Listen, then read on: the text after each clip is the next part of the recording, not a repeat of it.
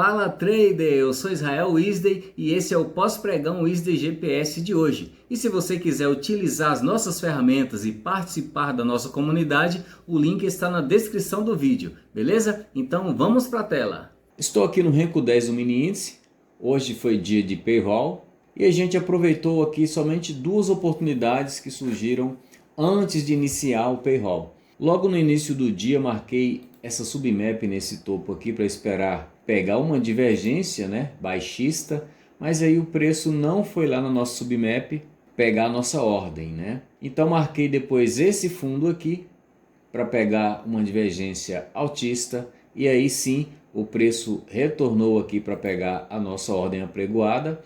Perceba que aqui no Flow a POA estava na menos 8 no primeiro fundo e no segundo fundo estava na menos 4. Então pegou a nossa ordem aqui, essa divergência não teve nem calor, né?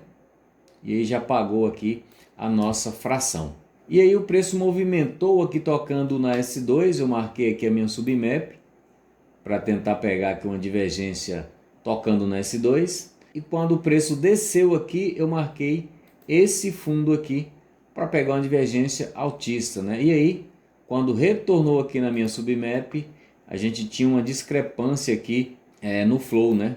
A POA estava na menos 8 no primeiro fundo e depois estava na menos 4 e a gente apregou a ordem aqui e pegou mais uma fração, tá bom? E aí já começou o payroll aqui, esperei o mercado tranquilizar, não dá para operar naquela volatilidade absurda, né?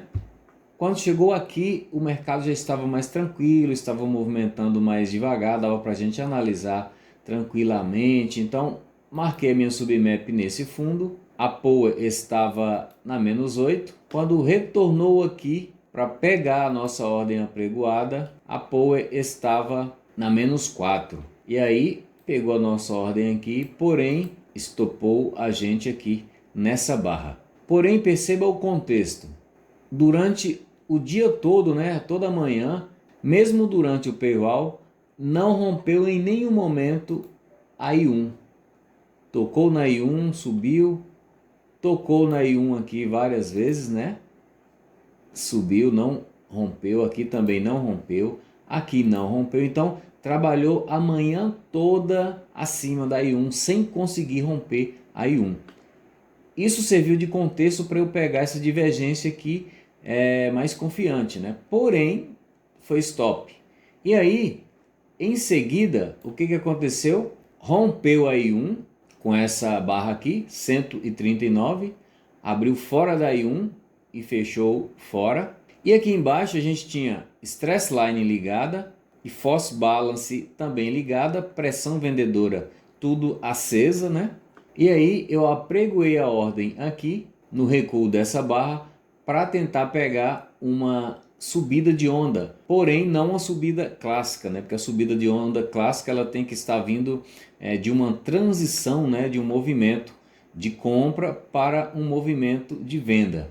Essa aqui então não foi uma subida de onda clássica, mas utilizando o contexto, e como eu sempre falo, o contexto vale mais do que o gatilho de entrada, vale muito mais do que o operacional. Então, utilizando esse contexto aqui, eu senti confiança para entrar nessa operação logo depois de ter sido estopado nessa divergência aqui, beleza? Então, apregoei a minha ordem aqui no recuo, porém a próxima barra não fez pavio para ir buscar. Então, eu desci a minha ordem aqui para o local normal que eu entraria, né, no fechamento da barra, né?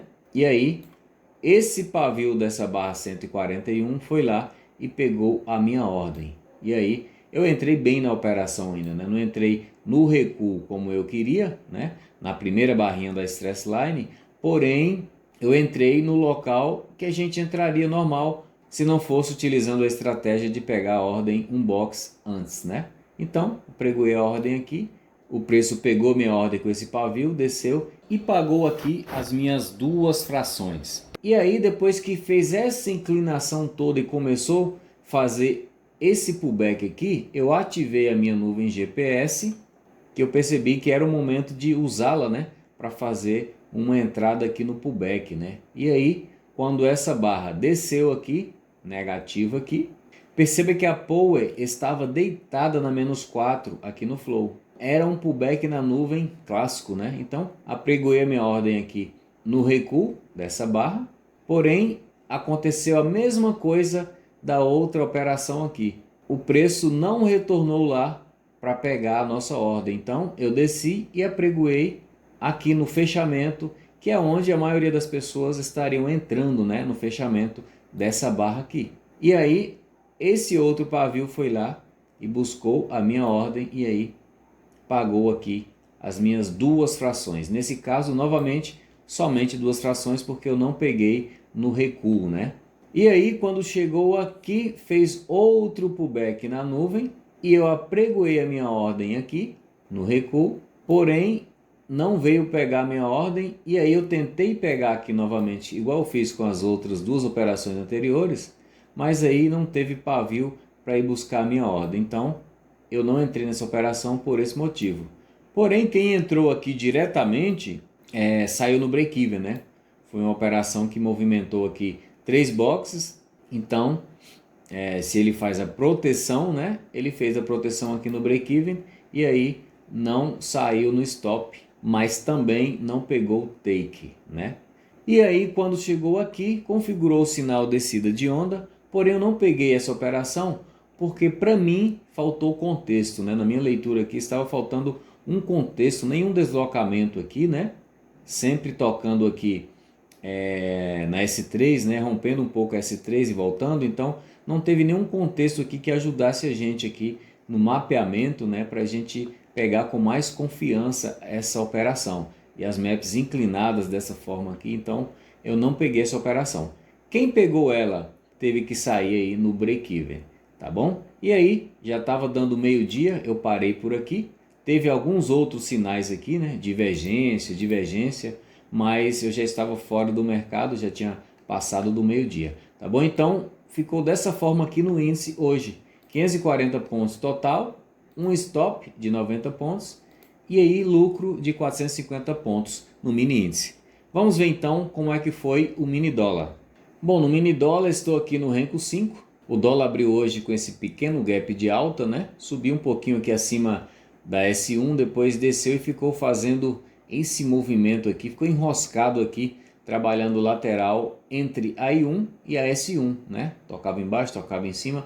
Quando chegou aqui, eu marquei a minha submap nesse fundo para pegar uma divergência altista. Aqui nesse topo marquei essa submap aqui para tentar pegar uma divergência baixista. Porém, aqui nesse topo faltou 1 milímetrozinho para pegar nossa ordem, né? Teria pago aqui. E a Power estava dando condições porque ela estava na 4, né? O topo anterior estava na 8, né?